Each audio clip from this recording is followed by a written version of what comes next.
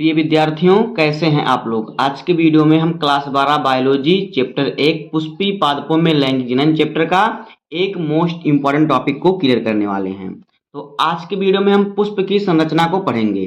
देखिए, जो पुष्प की संरचना होता है बहुत ही इंपॉर्टेंट टॉपिक होता है। यह बोर्ड एग्जाम में कभी कभी लघु उत्तरीय प्रश्न में या तो कभी कभी दीर्घ उत्तरीय प्रश्न में पूछता है। तो यह वीडियो बहुत ही इंपॉर्टेंट, अगर आप पुष्प की संरचना को समझ लेंगे तो आपका यह चैप्टर अच्छी तरह से क्लियर हो जाएगा। तो दोस्तों, पहले हम चित्र को बनाना समझते हैं कि चित्र आप कैसे बनाएंगे।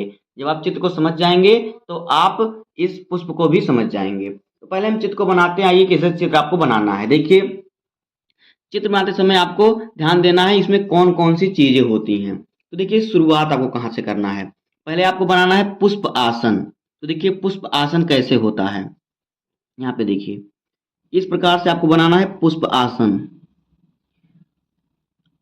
इस प्रकार से। अब देखिए, पुष्पासन होता क्या है। पुष्पासन होता है जैसे कि जिस पर पुष्प टिका होता है।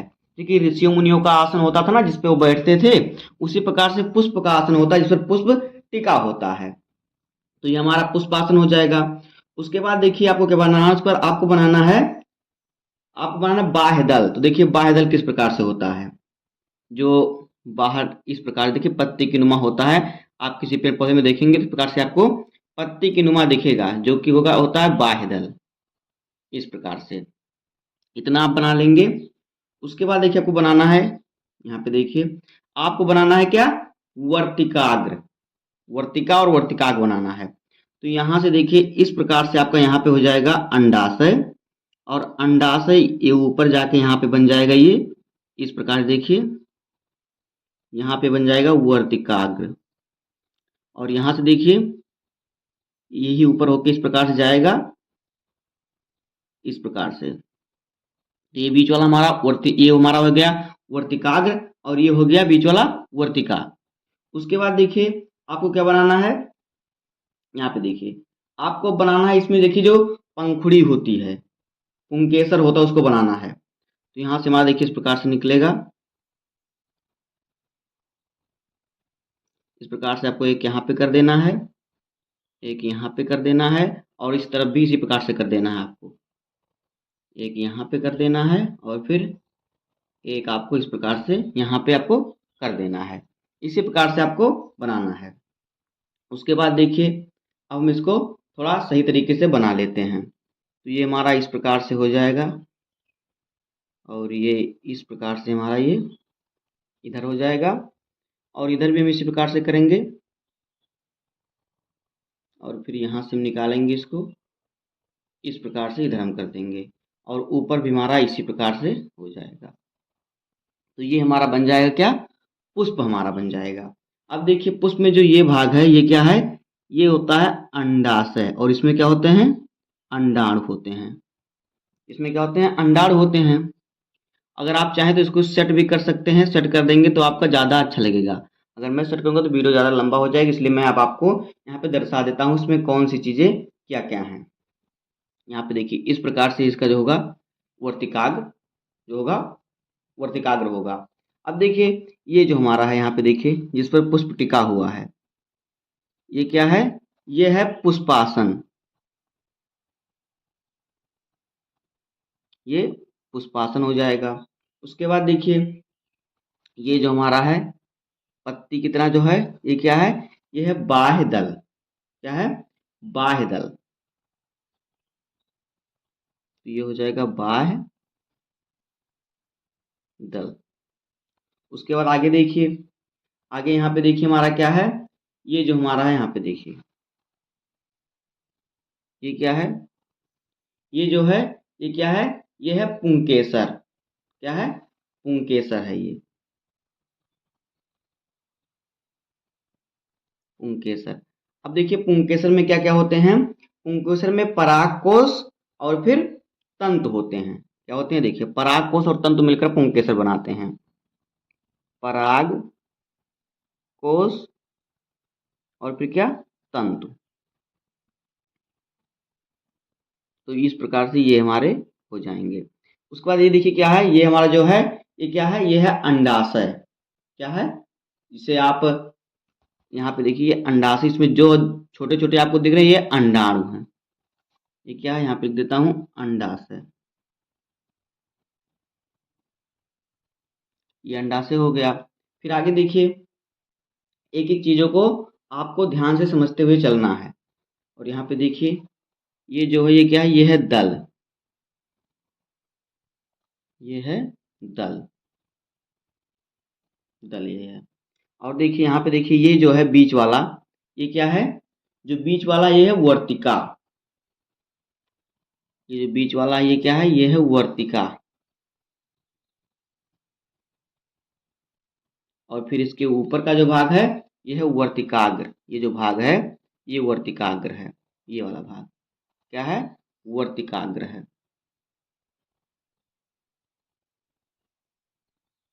वर्तिकाग्र। तो इस प्रकार से जो होगा, पुष्प का चित्र होगा। देखिए पुंकेसर में क्या होते हैं, पराग कोश और तंतु होती है, पुंकेसर होते हैं। अब स्त्री कोशर में देखिए क्या होता है, जो स्त्री केसर होता है उसमें दलपुंज और अंडाशय और वर्तिका और वर्तिकाग्र होते हैं। देखिए वर्तिकाग्र, वर्तिका, दलपुंज और अंडाशय, ये चारों क्या है, ये चारों इसके क्या है, जो हैं इसके स्त्री केसर हैं, यानी कि स्त्री भाग हैं। ये पुंकेसर यानी कि इसके क्या है, जो है कह सकते हैं नर भाग हैं। और ये क्या है, इसके इसके जो है स्त्री भाग हैं। तो इतने चारों को आप स्त्री केसर कहते हैं। इस चारों को देखिए इस प्रकार से अगर हम यहाँ पे लिखें, यहाँ पे देखिए इस प्रकार से अगर हम, ये चारों हो गए यहाँ से तीनों ये, और फिर ये जो एक यहाँ पे है, तो अगर हम इन चारों को मिला के कहें तो ये जो है क्या, स्त्री केसर हो जाएगा। क्या, स्त्री केसर। यानी कहने का मतलब है कि इन चारों को कहते हैं क्या, स्त्री केसर। ये चारों इसमें जो है मादा भाग है, और ये जो है इसमें क्या है, नर भाग है। तो इस प्रकार से जो हो जाएगा, पुष्प की संरचना हो जाएगी। अब आइए देखते हैं पुष्प के महत्वपूर्ण भाग कौन कौन से हैं। आइए समझते हैं हम इसको ध्यान से। एक एक टॉपिक को आज के वीडियो में क्लियर करने वाले हैं, बस वीडियो को आप ध्यान से पूरा लास्ट देखिएगा। देखिए जो पुष्प के महत्वपूर्ण भाग होते हैं, वो क्या होते हैं, इसमें चार भाग जो होते हैं महत्वपूर्ण होते हैं। कौन कौन से, देखिए इसमें देखिए, इसमें जो सबसे पहला भाग होता है वो होता है क्या, वर्तिकाग्र, ये जो है। फिर है वर्तिका, और फिर क्या है, अंडाशय। वर्तिकाग्र, वर्तिका और अंडाशय, ये पुष्प के सबसे महत्वपूर्ण भाग होते हैं। अब देखिए एक पुष्प में कितने चक्र पाए जाते हैं, तो यहाँ पे देखिए मैं आपको एक टॉपिक लिख के दिखाऊंगा।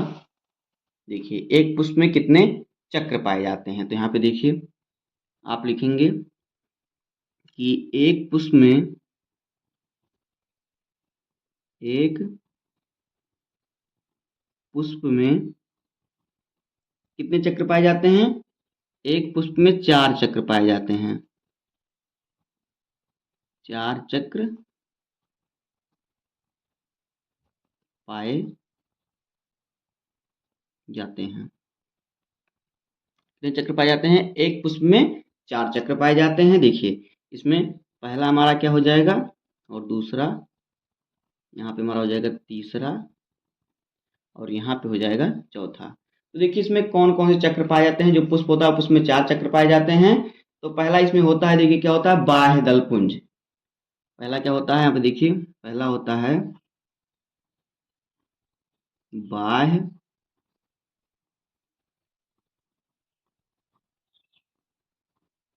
बाह्य दल पुंज, ये पहला चक्र होता है। और दूसरा चक्र जो इसमें होता है, देखिए क्या होता है, इसमें दूसरा दूसरा चक्र होता है, वो होता है दल पुंज, दल पुंज। और फिर तीसरा जो होता है वो क्या होता है, वो होता है पुमंग। और चौथा क्या होता है, चौथा होता है जायांग, जायांग। ये पुष्प के जो होते हैं चार चक्र पाए जाते हैं, बाह्य दल पुंज, और फिर क्या, पुमंग और जायांग। अब देखिए बाह्य दल पुंज क्या होता है, हम बाह्य दल पुंज को समझते हैं, इसकी परिभाषा भी समझेंगे और इसको लिखेंगे भी और पढ़ेंगे भी इसका। तो देखिए हम हेडिंग डालते हैं बाह्य दल पुंज क्या होता है। तो यहाँ पे हेडिंग हमारा हो जाएगा बाह्य दल पुंज, ये हेडिंग हमारा हो गया। अब देखिए इसके अंतर्गत हम लिखेंगे, यह जो होता है पुष्प का प्रथम चक्र होता है। यहाँ पे लिखेंगे यह पुष्प का क्या होता है, प्रथम चक्र होता है, यानी कि पहला चक्र होता है, प्रथम चक्र होता है। जो ये होता है बाह्य दलपुंज होता है, ये पुष्प का क्या होता है, पहला चक्र होता है। और इसमें क्या होता है देखिए, जो अधिकांश हरे रंग का होता है, क्या होता है, यह अधिक हरे रंग का होता है। यहाँ पे लिख दीजिएगा, जो अधिकतर क्या होता है, हरे रंग का होता है, हरे रंग का होता है। आप चाहें तो इसी प्रकार से आप नोट भी बना सकते हैं अपनी कॉपी का। तो ये हो जाएगा क्या, बाह्य दलपुंज। क्या होता है, यह पुष्प का प्रथम चक्र होता है, जो अधिकतर हरे रंग का होता है। बाह्य दलपुंज जो होता है, बाह्य दलों से मिलकर बना होता है। आप लिख दीजिएगा यहाँ पर, यह बाह्य दलों से मिलकर बना होता है। यह बाह्य दलों से मिलकर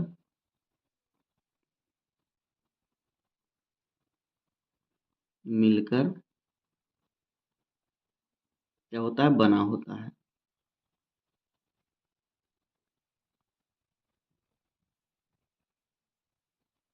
बस इतना आपको लिखना है बाह्य दल पुंज में।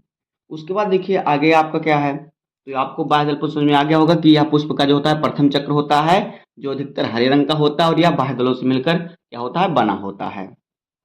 आगे देखिए हमारा हेडिंग क्या है, दलपुंज। क्या है आगे, आगे हमारा है दलपुंज। तो यहाँ पे दूसरा हेडिंग हमारा हो जाएगा, यहाँ पे हम लिखेंगे दल पुंज। ये हमारा दूसरा हेडिंग हो जाएगा। देखिए इसके अंतर्गत आपको क्या लिखना है, देखिए जो दलपुंज होता है या क्या होता है, यह पुष्प का जो होता है दूसरा चक्र होता है। यहाँ पे आपको लिखना है कि जो दलपुंज होता है, यह क्या होता है, यह पुष्प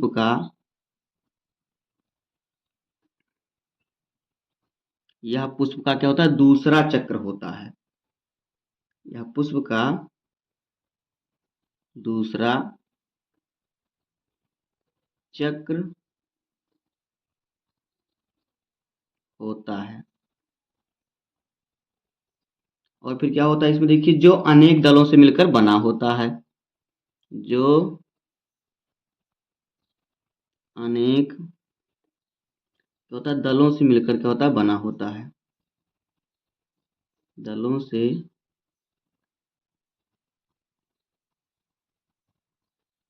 मिलकर क्या होता है, बना होता है।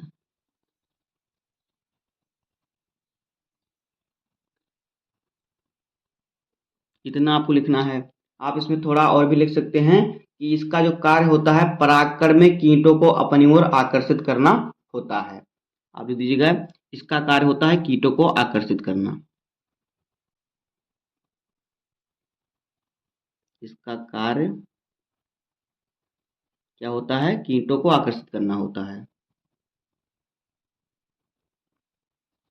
कीटों को अपनी तरफ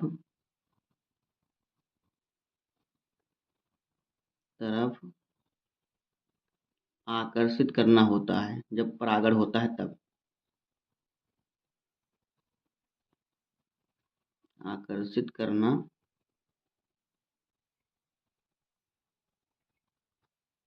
होता है। इतना आपको लिख देना है। आगे देखिए हमारा हेडिंग क्या है, आगे हमारा हेडिंग है पुमंग। तो देखिए पुमंग में आपको क्या लिखना है, पहले हम हेडिंग डाल लेते हैं क्या, पुमंग। यहाँ पे हम लिख लेते हैं पुमंग। इस प्रकार से हमारा पुमंग हेडिंग हो जाएगा। देखिए पुमंग में आपको क्या लिखना है, यही आप चार चीज लिख देंगे, आपका ये जो है पुष्प की संरचना समाप्त हो जाएगी। उसके बाद जो होगा, हम इसके नर भाग का और स्त्री भाग का अलग अलग हम वीडियो बनाएंगे, और आपको अच्छे तरीके से समझाएंगे, और नोट भी आपको इसी प्रकार से उपलब्ध कराएंगे। तो टेंशन लेने की जरूरत नहीं है, बस वीडियो को लाइक कर दीजिएगा, चैनल पर नया तो सब्सक्राइब कर दीजिएगा। देखिए पुमंग क्या होता है, पुमंग पुष्प का क्या होता है, तीसरा चक्र होता है। तो आपको इसी प्रकार से लिखना है, पुमंग जो होता है पुष्प का क्या होता है, तीसरा चक्र होता है। पुष्प का जो होता है तीसरा चक्र होता है।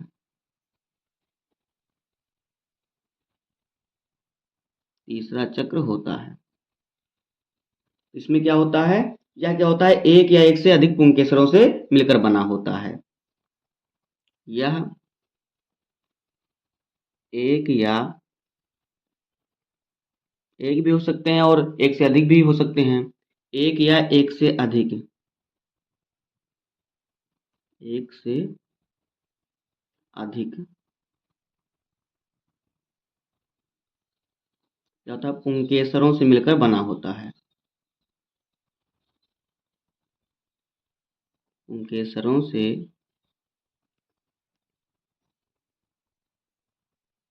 मिलकर क्या होता है, बना होता है। इतना आपको लिख देना है। अगर आप चाहें तो इसमें एक दो लाइन और भी लिख सकते हैं। आप इसमें लिख सकते हैं कि जो होता है पुमंग होता है, पुष्प का नर भाग होता है। इसमें क्या होता है, एक पुंकेसर के दो भाग होते हैं, जैसे कि परागकोश और पुतंतु। तो ऐसा भी आप लिख सकते हैं, तो मैं लिख ही देता हूँ क्योंकि जितनी जानकारी रहेगी उतना ही अच्छा होगा।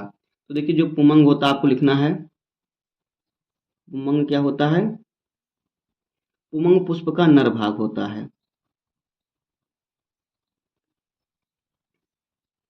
पुमंग पुष्प का क्या होता है, नर भाग होता है।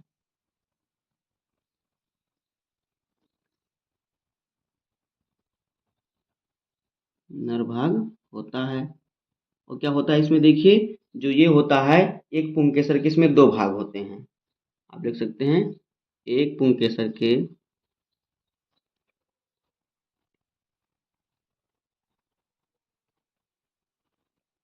एक पुंकेसर के कितने भाग होते हैं, दो भाग होते हैं। दो भाग होते हैं। उसके बाद देखिए, दो भाग कौन कौन से होते हैं, आप भाग का नाम भी लिख सकते हैं। तो देखिए कौन कौन से भाग होते हैं आपको बता देता हूँ, ऐसे आप ध्यान लीजिए, रख लीजिएगा। एक होता है परागकोश, एक होता है पोतंतु। तो यहाँ पे आप लिख सकते हैं, नंबर एक डाल दीजिएगा इस प्रकार से, परागकोश,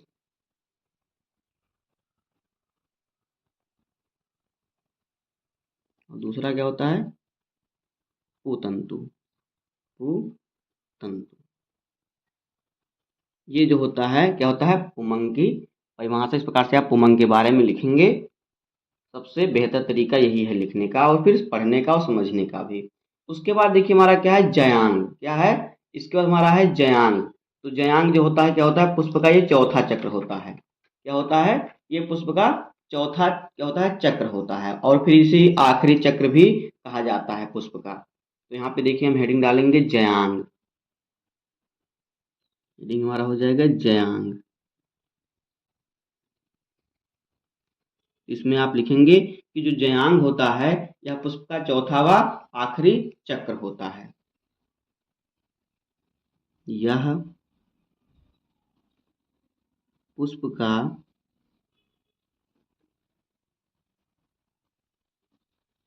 चौथा व क्या होता है, आखिरी, या फिर अंतिम भी लिख सकते हैं, आखिरी चक्र होता है। आखिरी क्या होता है, चक्र होता है। आप अंतिम लिख दीजिएगा, चक्र होता है। जो जयांग होता है क्या होता है, यह पुष्प का चौथा व आखिरी क्या होता है, चक्र होता है। और इसमें देखिए क्या होता है, यह जो होता है पुष्प का मादा भाग होता है। और क्या होता है, जयांग एक या एक से अधिक स्त्री केसरों से मिलकर बना होता है। लिख देना है आपको कि यह जो होता है पुष्प का मादा भाग होता है। यह पुष्प का क्या होता है, मादा भाग होता है। मादा भाग होता है। ये पुष्प क्या होता है, यह पुष्प का मादा भाग होता है। और जो जयांग होता है क्या होता है, यह एक या एक से अधिक स्त्री केसरों से मिलकर बना होता है। आपको लिख देना है, यह एक या एक से अधिक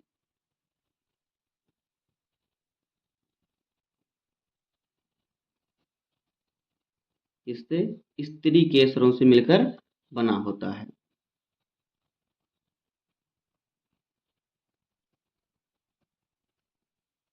स्त्री के स्वरों से मिलकर क्या होता है, बना होता है। मिलकर बना होता है। दोस्तों इस प्रकार से जो हो जाएगा पुष्प की संरचना और पुष्प के महत्वपूर्ण जो अंग होते हैं और फिर जो उसके महत्वपूर्ण चक्र होते हैं। तो पुष्प के महत्वपूर्ण अंग कौन कौन से होते हैं हमने आपको बताया, वर्तिकाग्र, वर्तिका और अंडाशय। और इसके जो चक्र होते हैं, 4 चक्र होते हैं। इसमें कौन कौन से, यहाँ पे देखिए हमने आपको बताया अभी, इसमें 4 चक्र होते हैं, बाह्य दलपुंज, दलपुंज, उमंग और जयांग। इसके बारे में भी हमने आपको लिख के बता दिया। और ये देखिए हमारा जो है चित्र है, तो चित्र को आप स्क्रीनशॉट भी ले सकते हैं, अन्यथा आप इसको वीडियो को सेव भी कर सकते हैं। तो दोस्तों अगर आपको वीडियो पसंद आया हो तो वीडियो को लाइक कर दीजिएगा और चैनल पर नए सब्सक्राइब कर दीजिए, बेल आइकन को प्रेस कर दीजिए, दोस्तों के साथ वीडियो शेयर कर दीजिएगा। इसके बाद हम इस चैप्टर में जो बचे हुए टॉपिक है उसका निपटारा करने वाले हैं। तो मिलते हैं किसी नेक्स्ट वीडियो में, तब तक के लिए धन्यवाद।